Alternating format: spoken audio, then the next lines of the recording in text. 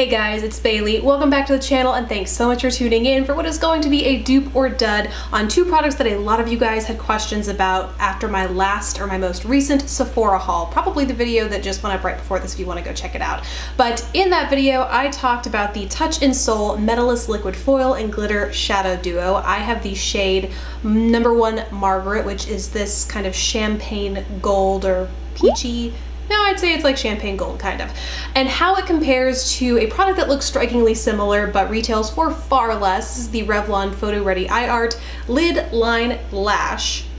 Lid Line Lash, that is what it's called. And this is the shade Peach Prism. I have 3 other shades though. I did a review and maybe even a tutorial with these way back when they first came out. I really like these. It's a great way to get some affordable glitter and like high shine illumination to the eyelid without breaking the bank, like the kind of finish and longevity that only or tends to come from higher end, more expensive products, something like this. And so I just wanted to talk about differences in format, differences in wear. Typically when I do dupe or dud videos, I will be wearing one on one eye and one on the other, or like do half the face so you can see for yourself. Up front though, these were so different. I'll flash a video of when I was doing that and the difference was just too much for me. Like my hair couldn't cover it. I was gonna be paranoid that you know, just be looking too different throughout the whole video. So just so you know, no, they are not a dupe. This is definitely the shade that I found to be closest to Margaret in my collection, but right off the bat, the finish is just it's totally different between the two. So much so that I just couldn't dupe it out with these two. So let's first talk about the Touch in Sol. This guy retails for 25 bucks and there are 5 duos within the line. Like I said, I have the shade Margaret. On one end, you have a glittery liquid base with a doe foot applicator here. The first time I ever used this, it applied very sheer, but the more I've been using it, the more opaque. Like you can see that. You could wear this alone and it's super high shine and metallic. So it is very opaque, even though in the haul, I believe I say it's somewhat sheer. For some reason, I don't know if the product just needed to be stirred up, but it is actually a pretty opaque base. Very metallic, but then you can go in and layer it up with this crushed foiled shadow here on the other end. I said this again in the haul. I liken the texture of this most to like the MAC crushed metal pigments. I believe that's what they're called.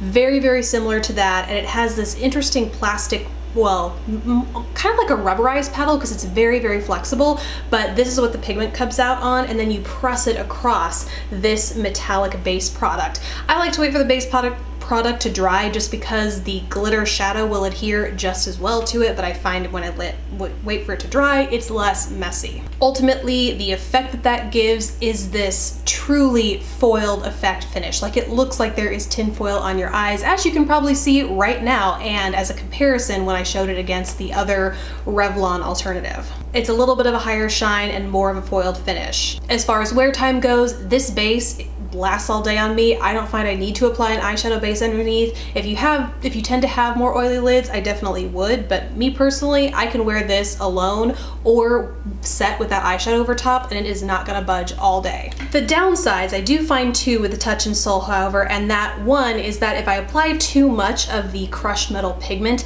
it can really emphasize any sort of crepiness, dryness, fine lines on my eye area. We all have them. I don't think mine are severe, but just the hint of going overboard with this Touch in Sol really emphasizes them and can look a little bit too thick and crepey across the eyelid. The other downside is that these are actually loose pigments, so I do tend to have more fallout. They're super easy to brush away, but they do get on your face, your clothes, things like that, and that's something that you don't have to worry about with the Revlon, so just something to keep in mind.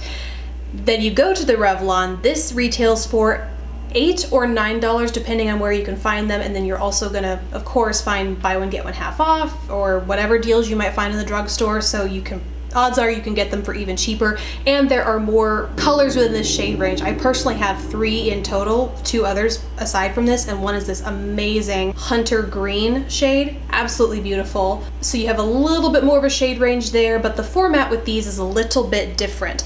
On the one end, kind of like the Touch in Sol, you do have a metallic base. Now this, like I said, is not an exact shade match dupe. It's definitely more of a subdued, more of a cream, less of a pink champagne, and more of just like a pinky frost, but frosted really isn't the right word because it's a true metal.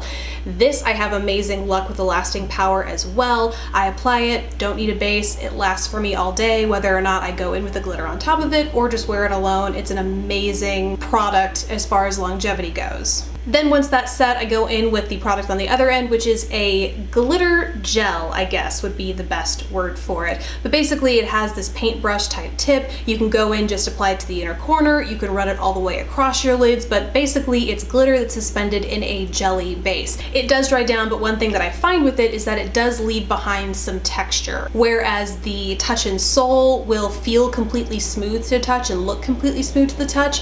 The glitter over here, it's like the jelly base dries down to leave the glitter on you, but that means that there will still be some glitter texture, and as you may touch your eyes or, you know, as you just go throughout your day, I find that I have more glitter fallout after the fact than I do with Touch in Sol, which is not bad if really all I want is, you know, this guy. I think this is the biggest player here, is the metallic liquid base.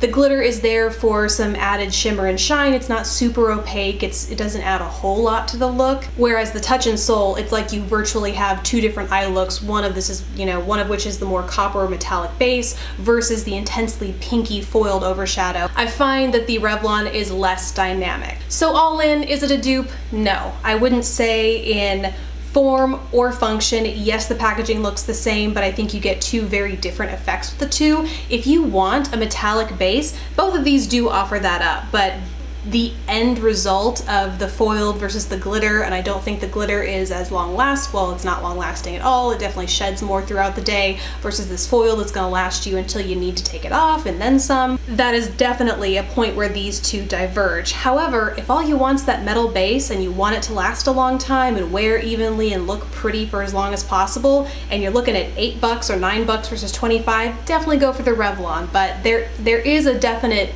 performance difference between the two and appearance between the two, and so if you have a preference, that might be what decides it for you. So I hope this video was useful and answered any questions you had in the way of how these compare to each other. Definitely let me know your thoughts in the comments below, but besides that, thank you guys so much for watching. Please don't forget to subscribe if you haven't already, and I'll catch you in the next video, guys. Bye!